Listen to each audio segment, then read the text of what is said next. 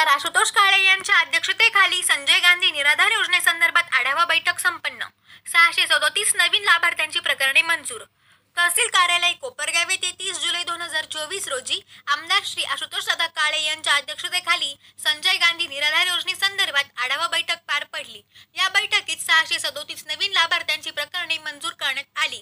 यावेळी तहसीलदार संदीप कुमार भोसले, नायब तहसीलदार प्रफुल्लिताताई सातपुते, निवासी नायब तहसीलदार चंद्रशेखर कुलथे, राष्ट्रवादी काँग्रेस पक्षाचे पदाधिकारी, माजी नगरसेवक आदी उपस्थित होते। या बैठकीसाठी जे निराधार लोक आहेत, ज्याच्यामध्ये विधवा, परित्यक्ता, घटस्फोटी, दिव्यांग, दुर्धर आजाराने ग्रस्त, तृतीयपंथी, वृद्धकाळाने वृद्ध आणि निराधार असलेले सर्व लोक, त्यांचे जवळपास 1100 प्रकरण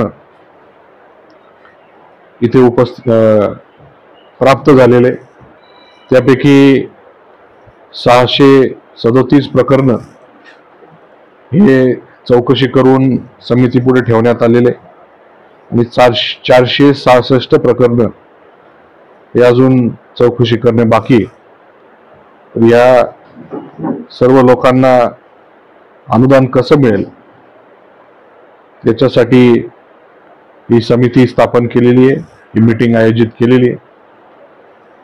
मी आपल्या सर्व पत्रकार बांधवांच्या माध्यमातून जे कोणी या नियमामध्ये बसणारे नागरिक असतील, यांचे प्रकरण किंवा यांचे अर्ज हे या समितीकडे पाठवावे।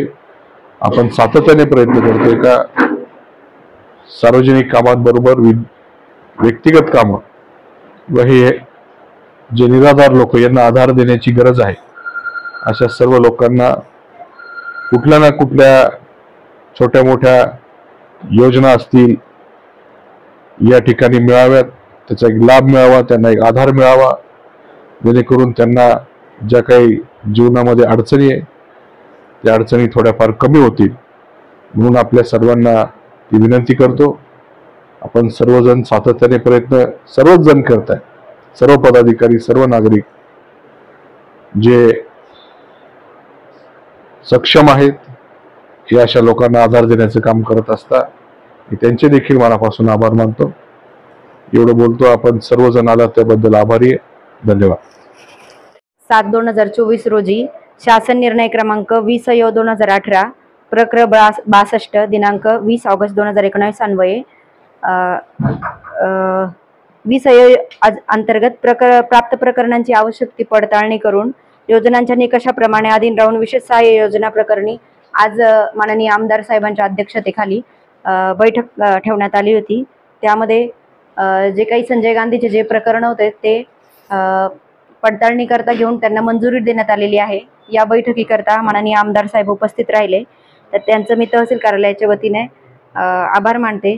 तर त्याचबरोबर माननीय आमदार साहेबांच्या बरोबर जे कार्यकर्ते उपस्थित राहिले त्यांचाही मी सर्वांचा आभार मानते। त्याचबरोबर इतर विभागाचे प्रतिनिधी जे उपस्थित राहिले त्यांचाही मी या आज रोजी आभार मानते आणि याबरोबरच ही बैठक संपली असं मी जाहीर करते। थँक्यू।